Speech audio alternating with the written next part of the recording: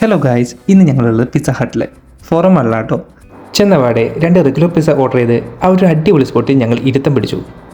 Korean പടങ്ങളിൽ കാണുന്ന ഒരു പ്രത്യേക ആംബിയൻസ്, പിങ്ക് പൂക്കളൊക്കെ ആയിട്ടുള്ള കിടിലൻ സ്പോട്ട്.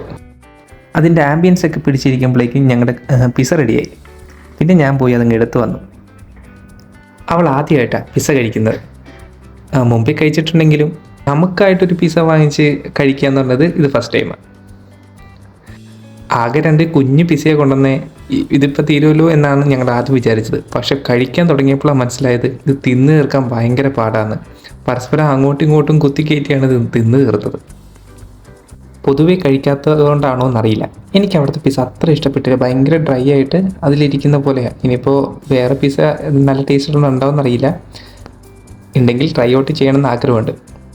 ഈ പിസ്സ ട്രൈ ചെയ്യുമ്പോൾ അത് ഒതൻറ്റിക്കായിട്ട് മറ്റേ നമ്മൾ പഴയ കാണുന്ന അവനിലൊക്കെ ചെയ്യുന്ന ഒരുതരം പിസ്സയില്ലേ, ആ പിസ്സ കഴിച്ച് നോക്കണമെന്ന് ആഗ്രഹമുണ്ട്.